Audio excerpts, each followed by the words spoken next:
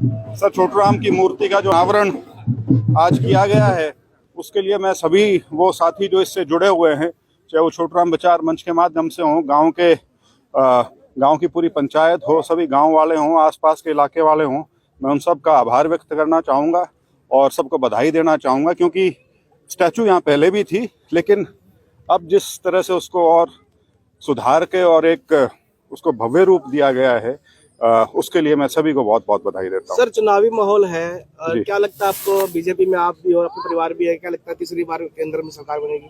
नहीं, प्रयास बिल्कुल रहेगा और केंद्र में तो मेरे ख्याल से अब कोई लंबा चौड़ा शक है नहीं कि 2024 का जो चुनाव है वो करीब करीब इन 3 प्रदेशों के चुनाव के बाद उसकी दिशा जो है वो तो स्पष्ट सी हो ही गई है। मेरे ख्याल से कोई शक नहीं होना चाहिए। जेजेपी पार्टी ने भी जो है इजहार और रुझान से दावेदारी पेश की है गठबंधन की सरकार में, क्या कहना चाहिए आप? अगर वो वहां से लड़ते हैं चुनाव तो आपका क्या स्टैंड कहाँ से रहेगा? देखिए, स्टैंड हम तो कई बार क्लियर कर चुके। जहां तक उचाना का सवाल है, उचाना से हम चुनाव लड़ेंगे, चाहे अलायंस है नहीं है, और वैसे मुझे लगता नहीं कि अलायंस लंबा चलने वाला है। लेकिन सरकार तो कह रही है कि गठबंधन है, गठबंधन रहेगा। सरकार ने, पार्टियों ने डिसाइड करना है, और पार्टी ने भी कभी ये नहीं कहा कि गठबंधन चुनावी गठबंधन है। पार्टी ने भी हमेशा यही कहा है कि जो गठबंधन है वो सरकार चलाने के लिए था, क्योंकि हमारा बहुमत नहीं आया था। अभी पीछे राष्ट्रीय अध्यक्ष जी भी जब पंचकुला आए थे, वो भी बिल्कुल स्पष्ट कह के गए हैं कि हम 10 की 10 लड़ेंगे। इजहार से सांसद हो, इजहार से क्या रहेगा आपका? क्या चुनाव लड़ोगे? लोगों के हाथ में रहेगा। मैं चुनाव के लिए कभी भी बिल्कुल स्पष्टता के साथ दम भरने वालों में नहीं हूं कि जीत पक्की है।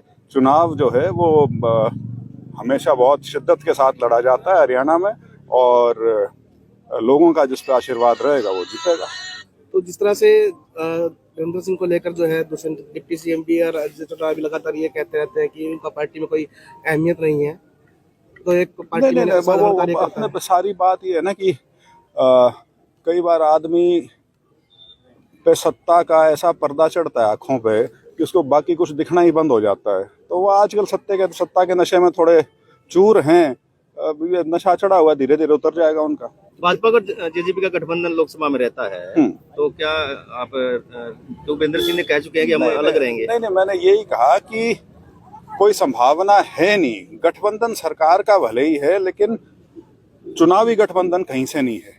और जो आपने बात कही उस पे जो 2 अक्टूबर को जो चौधरी साहब ने जो अनाउंस किया था जींद की रैली में, सर, छोटूराम की मूर्ति का जो अनावरण आज किया गया है, उसके लिए मैं सभी वो साथी जो इससे जुड़े हुए हैं, चाहे वो छोटूराम विचार मंच के माध्यम से हों, गांव की पूरी पंचायत हो, सभी गांव वाले हों, आसपास के इलाके वाले हों, मैं उन सब का आभार व्यक्त करना चाहूँगा और सबको बधाई देना चाहूँगा। क्योंकि स्टैचू यहाँ पहले भी थी, लेकिन अब जिस तरह से उसको और सुधार के और एक उसको भव्य रूप दिया गया है, उसके लिए मैं सभी को बहुत बहुत बधाई देता हूँ। सर, चुनावी माहौल है, क्या लगता है आपको? बीजेपी में आप भी और आपका परिवार भी है, क्या लगता है तीसरी बार केंद्र में सरकार बनेगी?